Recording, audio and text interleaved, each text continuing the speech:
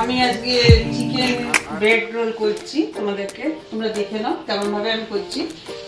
এখানে আলু সেদ্ধ আছে, এখানে ব্রেড ক্রাম আছে, এখানে চিকেন আছে, ধনে পাতা আছে,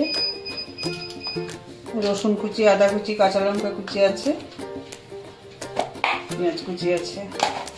এখন লাগবে বাটার।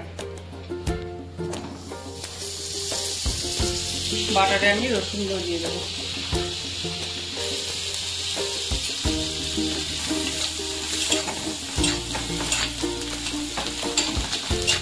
দিয়ে দেওয়ার পরে আদা আর কাঁচা লঙ্কা কুচি দিচ্ছি।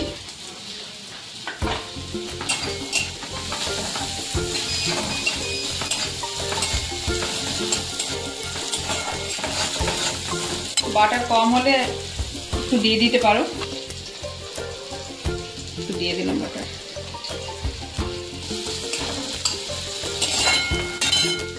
পেঁয়াজ দিয়ে দিলাম,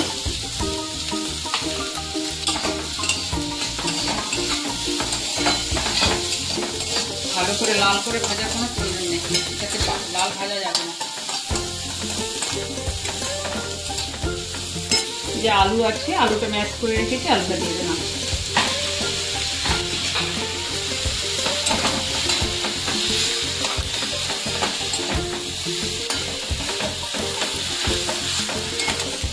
চিকেনের স্টকটা ছিল, চিকেনটা সেদ্ধ করেছিলাম, তার জলটা দিয়ে দিলাম।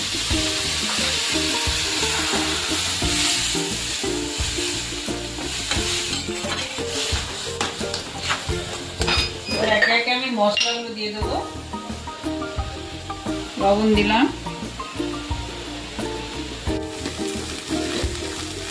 গোলমরিচ দিয়ে দেবো,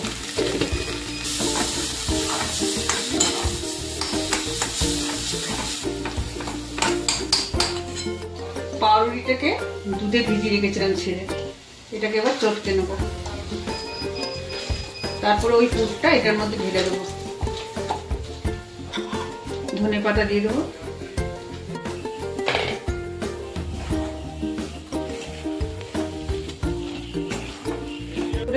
করে নিয়েছি। আর স্টকটা যেটা ছিল সেটা আমি এটার মধ্যে দিয়ে দিয়েছি।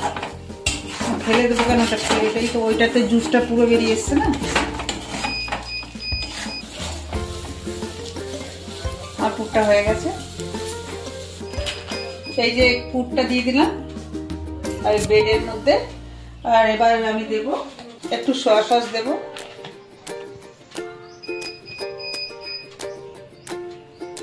এক চামচের মতো ভিনিগার দিলাম, আর একটু কেচাপ দিলাম, আর দিলাম চিজ।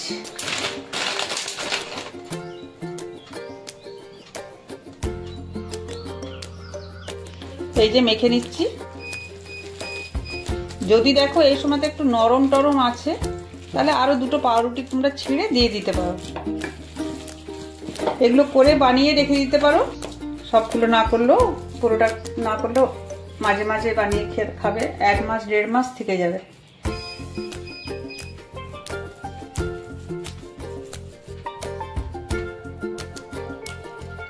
এই যে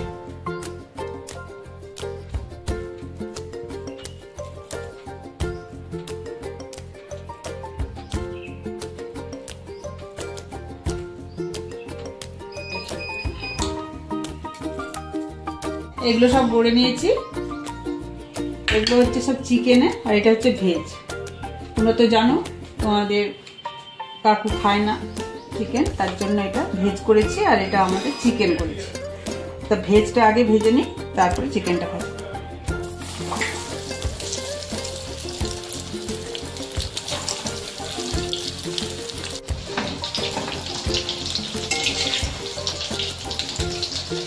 আমি একদম মানে সঙ্গে সঙ্গে বানাচ্ছি, সঙ্গে সঙ্গেই করছি, তোমরা একটুখানি টাইম দেবে।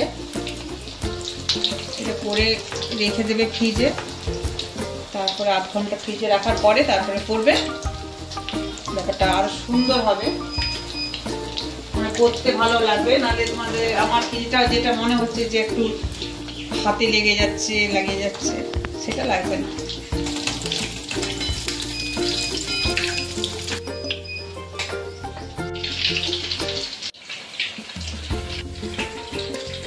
চিকেন ব্রেড রোল এভাবে করবে, তারপরে খাবে, একদম মন ভরে যাবে।